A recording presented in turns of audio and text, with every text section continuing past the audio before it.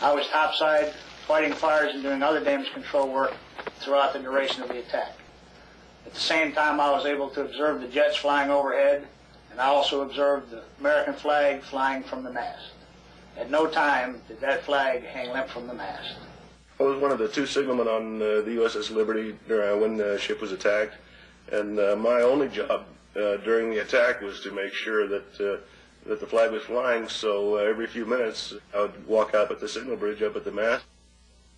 And fighting what fire we could with what little water I could give the people topside for the fire, it was really a problem.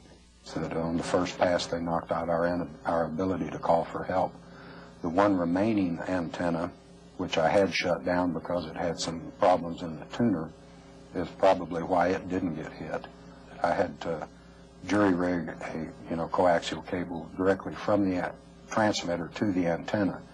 So we were working feverishly to try to get a signal out at that time, and then finally there was we were able to get a signal to the 6th Fleet, and then I was listening to or monitoring that communications, and they said that they would be sending aircraft, and so at that point we just felt overjoyed that knowing that there was going to be aircraft coming to our rescue. The initial strike by the planes on the ship come out 5 minutes after 2 in the afternoon of 8 June, and the attack lasted about 20 minutes.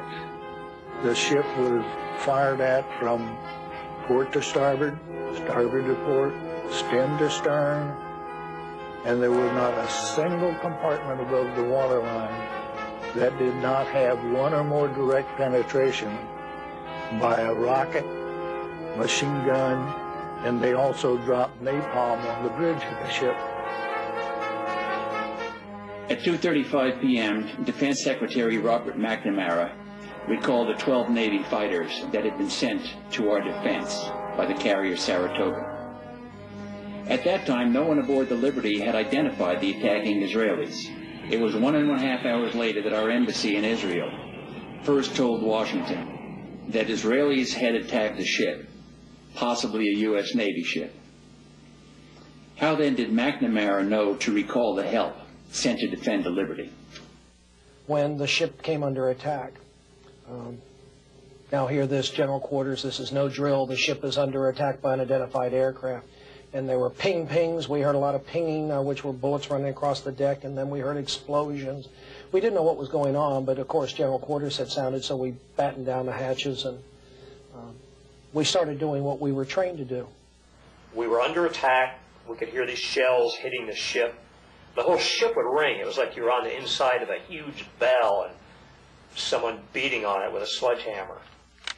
The aircraft take pictures as they fire their guns. These are used for analysis of their tactics, and these are used for confirmation of the damage that they've done. These pictures have never been publicly presented. Lieutenant Ennis was sitting on the deck, and there was blood coming out of his mouth, and his knee was damp. He had an injury in his knee, and there was blood coming out of it.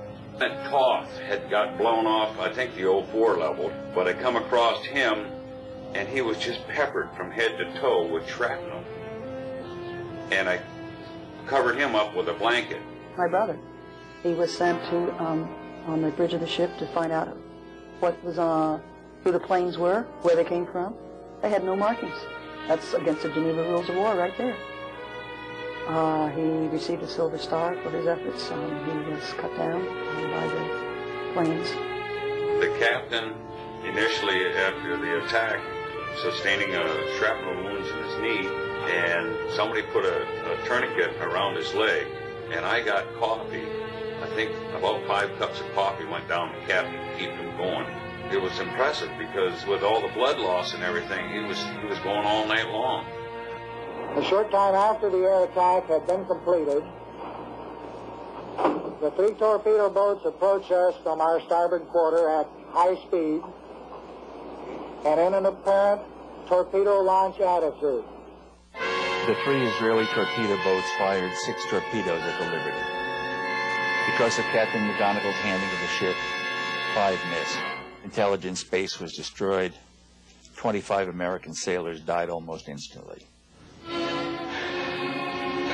This hole in the side was in excess of 40 feet in diameter. You could put your whole house in that hole. And we were right in the middle of it. We couldn't believe what we saw. You couldn't walk around that part of the deck without stepping on a piece of someone. In fact, Phil Turney and myself had found a shoe with a foot still in it. I do remember the alarm for standby to abandon ship. Don't believe your station yet. They were preparing to, and then that was called off because apparently the life rafts had been shot up. So there was, if you went in the water, you were on your own, and the list on the ship was considerable. You could tell it looked like at first we were going to maybe roll over. The lights went out and the ship rolled over, and I figured, well, it's the end.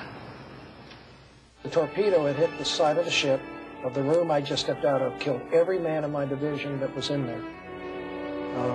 This fellow first class that I mentioned, he was on the phone at the time just outside the door. It took off the back of his head. It broke my lower left leg, both bones. It collapsed my lung, broke ribs, fractured my skull, blew out my eardrums. We took the guy down below, and I don't know how many runs I made up and down, carrying wounded. And I saw all the bodies laying there on the tables where Dr. Kiefer had been working on. I was told that he was in the officers' wardroom operating on more people.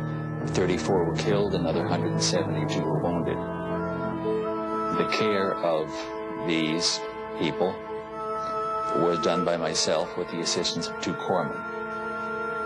The corpsmen did many things of minor surgery, and I just had so much to do keeping people together, keeping their limbs attached to their body. We were in international waters. It was a beautiful day. You couldn't mistake us, and our flag was flying, for crying out loud. They were there to kill us, and it just didn't register that here they were Israeli people, and they were going to try to kill us. It was just a very, very appalling situation.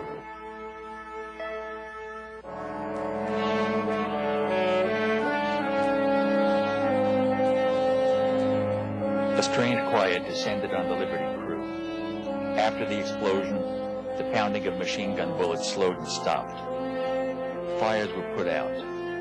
The stunned, angry, and exhausted crew caught their collective breath.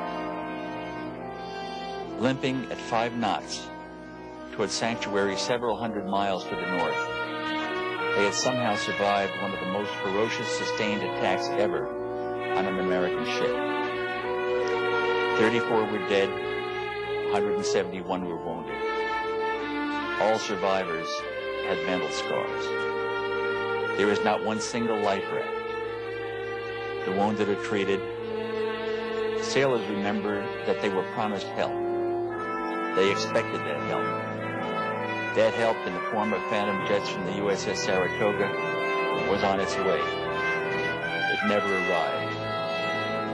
It would be the next morning, 17 hours after the attack began, before they would see an American face. Finally, the USS Davis and later the USS Massey came alongside the Liberty.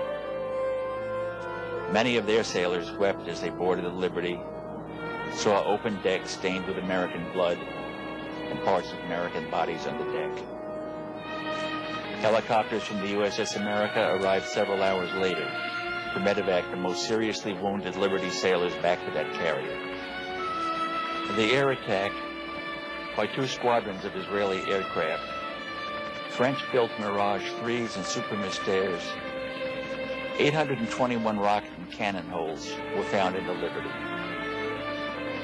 Canisters of napalm had torched the ship. After the ferocious air attack, Liberty was pounded by 3 Israeli torpedo boats. One of their 6 torpedoes struck the Liberty, left a gaping hole at the water line. There were thousands of holes from armor-piercing machine gun bullets. They sank life rafts, shot at firefighters and stretcher bearers, at the bridge and into the engine room. Dr. Kiefer, and his pharmacist mates performed in heroic fashion, as did all of them,